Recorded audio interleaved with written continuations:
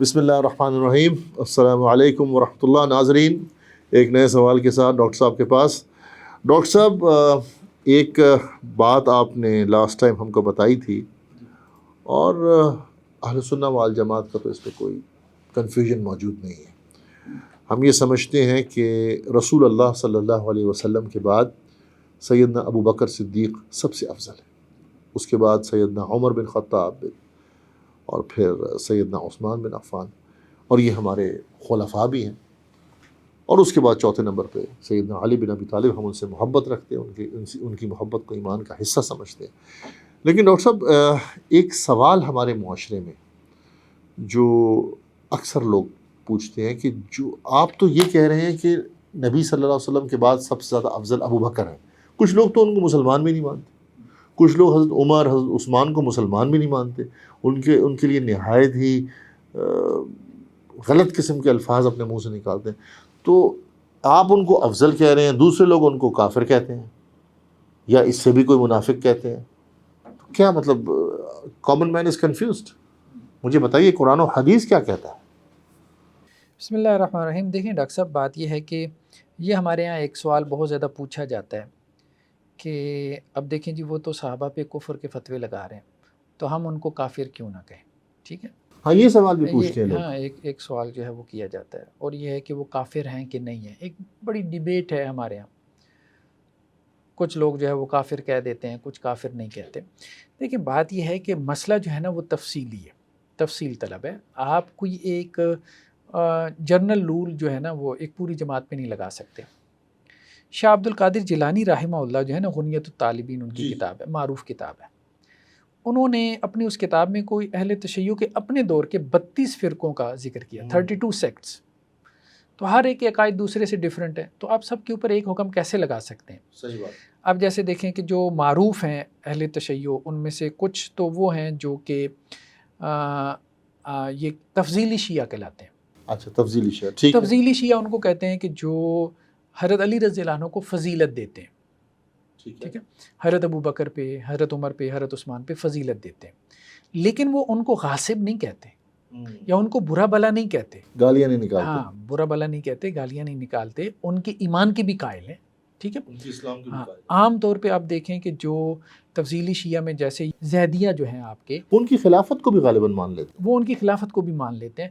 ان کے ہاں قاعدہ یہ ہے کہ مفضول کی خلافت جائز ہے. اب ذرا مفضول کو بھی ایکسپلین کر مفضول دیجیے. کہتے ہیں جونیئر کی خلافت جو ہے وہ سینئر کی موجودگی میں جائز ہے. اچھا، تو وہ کہتے ہیں وہ جونیئر تھے.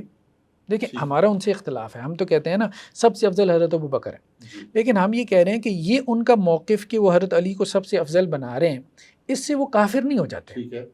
ہم زیادہ سے زیادہ یہ کہہ سکتے ہیں کہ یہ بدعت ہے. ہمارے نزدیک یہ کہ یہ بدعتی موقف ہے. ٹھیک ہے، بدعی موقف ہے، اور ہم کہتے ہیں کہ جی یہ غلط موقف ہے، لیکن اس کی وجہ سے کوئی دائرہ اسلام سے خارج نہیں ہوتا. ٹھیک. تو ایک تو یہ ہے تفضیلی شیعہ. یعنی یہ جو زیدیاں ہیں یمن میں، یہ تفضیلی ہیں. یہ تفضیلی ہیں. یہ لوگ حضرت ابو بکر، حضرت عمر، حضرت عثمان سے متعلق کوئی نازیبا الفاظ نہیں کہتے، اور ان کہتے. کی خلافت کو بھی یہ نہیں کہتے کہ جی وہ غاصبانہ ہے. یہ ان کی خلافت وہ زیادہ سے زیادہ یہ کہتے ہیں کہ حضرت علی زیادہ حقدار ہے. وہ ان کا پوائنٹ آف ویو ہے. جو ہم نے آج تک سنا ہے کہ وہ یہ کہتے ہیں کہ حضرت علی افضل تھے. دوسری بات کہ حضرت علی کو بننا چاہیے تھا، لیکن چلو اب وہ بن گئے تو ہم نے ان کی خلافت مان لی. بس وہ ان کا یہ موقف. ایک مطلب شیعوں میں ایک گروہ ایسا بھی ہے. دوسرا جو ہے نا جیسے اثنا عشری جو کہ 12 اماموں کو مانتے ہیں. ٹھیک ہے، اس میں اسماعیلی بھی ہیں. ٹھیک ہے، وہ جو ہمارے ناردرن ایریاز میں ہیں. پھر اس کے علاوہ آپ شام میں چلے جائیں تو وہاں آپ کو علوی بھی مل جاتے ہیں. تو کچھ ایسے بھی ہیں کہ نصیری بھی ہیں، کچھ ایسے بھی ہیں کہ جو مطلب آپ کہہ لیں کہ جی حضرت علی رضی اللہ عنہ کو تو خدا تک مان لیتے ہیں. جی نصیری جو ہے. تو اس لیے ویریشن ہے بہت زیادہ. ٹھیک ہے، ہاں. اب ایک یعنی ہم سب کے بارے میں ایک حکم نہیں لگا سکتے. ہاں، ہم ایک عمومی بات بیان کر سکتے ہیں، ایک جنرل پرنسپل بیان کر سکتے ہیں. وہ جنرل پرنسپل آپ کے سوال کے کانٹیکس میں یہ ہو سکتا ہے کہ جو بندہ تو حضرات شیخین کو، یعنی حضرت ابو بکر کو، حضرت عمر رضی اللہ عنہما کو، جو بندہ یہ کہتا ہو کہ یہ مسلمان نہیں ہے، یا وہ ان کو منافق کہتا ہو، یا ان ادر ورڈز کافر کہتا ہو، ٹھیک ہے، اور گالیاں نکالتا ہوں، ہاں، تو وہ خود کافر ہے. نہیں گالیاں نکالنے سے کافر ہوگا؟ نہیں، گالی کا ہم یہاں پہ جو ہے نا وہ ذکر نہیں کر رہے. دیکھیں اصل بات یہ ہے کہ کسی کو گالی نکالنے سے ضروری نہیں ہوتا کہ آپ اس کو کافر بنا رہے ہو یا کافر سمجھ رہے ہو. ٹھیک، مطلب لوگ آپس میں ایک دوسرے کو گالی نکالتے ہیں تو اس کا مطلب یہ نہیں کہ اس کو کافر بنا رہے. نہیں اگر کوئی کافر تو نہیں بنا رہا ان کو لیکن گالیاں نکالتا ہے. نہیں دیکھیں وہ ایک دلالت ہے، ایک گمراہی ہے. ٹھیک ہے، ایک ضلالت ہے، ایک گمراہی ہے، وہ منحرف فرقوں میں سے ہے، ضال ہے، گمراہ فرقوں میں سے ہے. باقی وہ کافر ہے یا نہیں ہے اس کے بارے میں علماء کی ڈیبیٹ ہے. ابھی ہم اس مسئلے میں نہیں جا رہے. ہم یہ کہہ رہے ہیں کہ جو لوگ یہ کہہ رہے ہیں، جو لوگ کہ حضرات شیخین حضرت ابوبکر اور حضرت عمر رضی اللہ عنہما یہ منافق ہو گئے تھے، یہ مسلمان نہیں تھے، یہ کافر تھے، تو وہ کافر ہیں، وہ خود کافر ان کے کفر میں کوئی شک نہیں ہے. اس کی وجہ کیا ہے؟ اس کی وجہ رسول اللہ صلی اللہ علیہ وسلم کی حدیث ہے. یعنی دلیل کیا ہے؟ دلیل آپ صلی اللہ علیہ وسلم کی حدیث ہے. یہ صحیح بخاری کی روایت ہے 6103 کہ آپ صلی اللہ علیہ وسلم نے فرمایا کہ جب کوئی شخص اپنے بھائی کو کہے کافر تو ان دونوں میں سے ایک ضرور کافر ہو جاتا ہے. اب آپ سمجھ رہے؟ یا تو جس کو اس نے کہا ہے وہ کافر ہوگا، ٹھیک ہے، اگر وہ کافر نہیں ہے تو یہ خود کافر ہو جائے گا. تو جو حضرات شیخین کو کہہ رہے ہیں کہ جی یہ کافر ہیں، وہ تو نہیں ہے، کتاب و سنت کی نصوص بالکل واضح ہیں، وہ تو نہیں ہے، تو یہ کفر کا فتویٰ خود ان کی طرف لوٹ آئے گا. گویا کہ انہوں نے حضرات شیخین کی تکفیر نہیں کی بلکہ اپنی تکفیر کی ہے. مطلب یہ ہے کہ وہ اصل میں حضرات شیخین حضرت ابوبکر حضرت عمر رضی اللہ عنہما کو کافر نہیں قرار دے رہا، وہ اپنے آپ کو خود کافر قرار دے رہا ہے. جب وہ خود اپنے آپ کو کافر قرار دے رہا ہے تو میں کون ہوتا ہوں اس کے اوپر کفر کا فتویٰ لگانے والا؟ میں تو صرف اسے یہی بتا رہا ہوں کہ تم نے تو اپنی تکفیر خود کر دی ہے.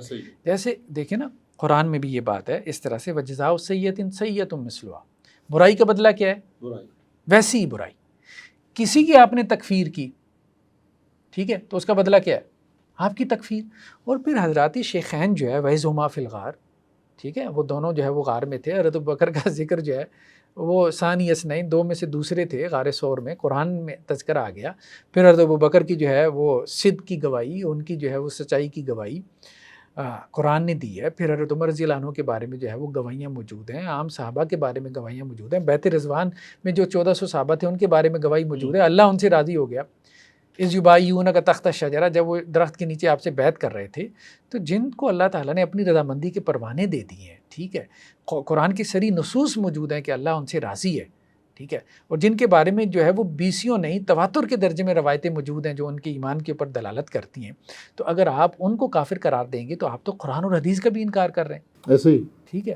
اور پھر رسول اللہ صلی اللہ علیہ وسلم کی اس حدیث کے مطابق ہم نہیں فتویٰ لگا رہے کسی پہ، رسول اللہ صلی اللہ علیہ وسلم کی اس حدیث کے مطابق آپ خود کافر ہو رہے ہیں. قرآن کا انکار ہو رہا ہے، قرآن تو جمع ہی انہوں نے کیا تھا.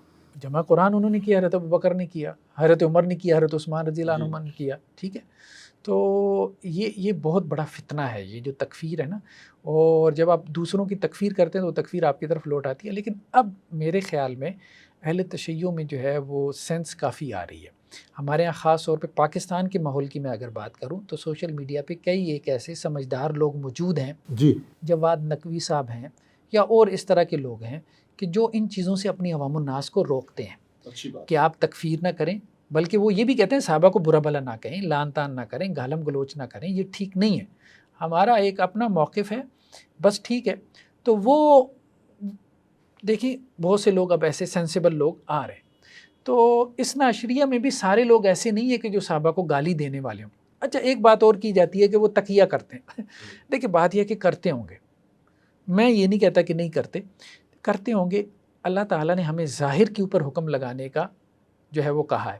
ظاہر میں اگر کوئی حضرات شیخین کو گالی دیتا ہے تو آپ ٹھیک ہے، آپ کہیں کہ جی وہ جو ہے نا ان کو کافر قرار دے رہا ہے، ٹھیک ہے، تو وہ کفر کا فتویٰ اس کی طرف لوٹ کے جا رہا ہے، ٹھیک ہے.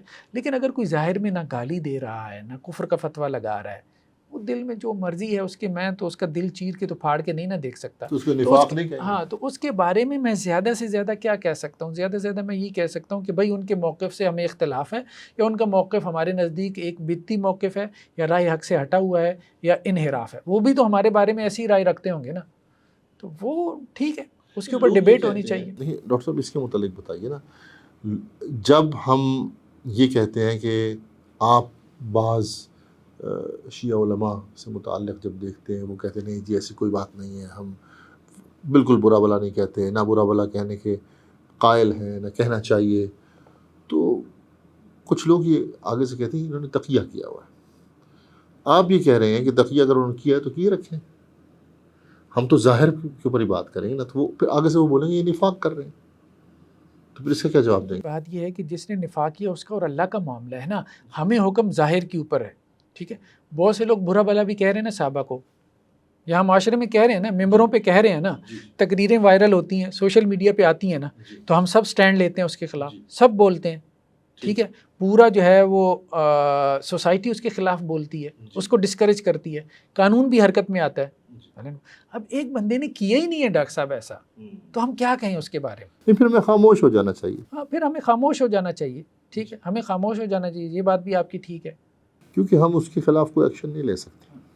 اور اگر وہ نفاق کر رہا ہے تو اللہ تعالیٰ تو جانتا نا. نفاق کا تعلق تو دل سے ہوتا ہے. جو اب اظہار کرے گا اپنی رائے کا, ٹھیک ہے. ہم نے کہا کہ جو حضرات شیخین کو کافر قرار دے گا تو وہ خود کافر ہو جائے گا, ٹھیک ہے.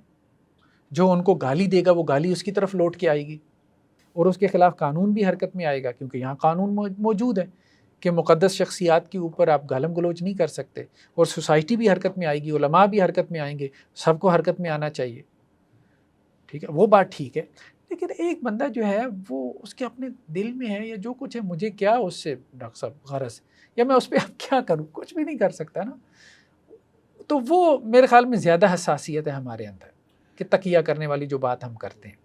ہو سکتا ہے بہت سارے لوگ واقعتاً اس بات کو سمجھتے ہوں کہ نہیں یہ گالم گلوچ نہیں کرنا چاہیے دل سے, کچھ لوگ, لیکن ہر طبقے میں سارے ایک جیسے تو نہیں ہوتے. اللہ سبحانہ و تعالیٰ تو قرآن میں یہود کے بارے میں کہہ رہا ہے کہ ان میں بھی کچھ ایسے ہیں کہ جو امانت دار ہیں.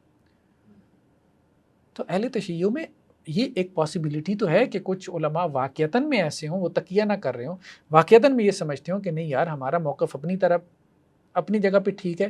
یا آپ یوں کہہ لیں کہ وہ تفضیلی شیعہ ٹائپ ہوں اور وہ حضرات صحابہ کو جو ہے وہ گالم گلوچ نہ کرتے ہوں یا دل سے بھی برا نہ سمجھتے ہوں. ایسے ہو تو سکتا ہے, ایک پاسبلٹی کی میں بات کر رہا ہوں. باقی آپ یہ کہہ لیں کہ جی میجورٹی ان کے ہاں چونکہ ذاکروں کی ہے, جاہل قسم کے مولویوں کی ہے, تو وہ جو عوام کو پٹیاں پڑھاتے ہیں یا جو کچھ, تو وہ میجورٹی عوام الناس اس جہالت میں آ کے کہہ جاتی ہے. ایسا تو ہم نے کئی شیعہ علماء سے بھی سنا ہے کہ ہمارے مسلک کو ذاکروں نے ہائی جیک کر لیا. جس طرح ہمارے یہاں اہل سنہ کے اندر بہت سارے ایسے لوگ ہیں جن کو دین کا کچھ علم نہیں ہوتا, انہوں نے ہائی جیک کیا ہوتا ہے. تو ٹھیک ہے ڈاکٹر صاحب, آپ کا بہت بہت شکریہ. ناظرین, انشاءاللہ ہم نیکسٹ سوال کے ساتھ حاضر ہوں گے آپ کے پاس. السلام علیکم ورحمۃ اللہ.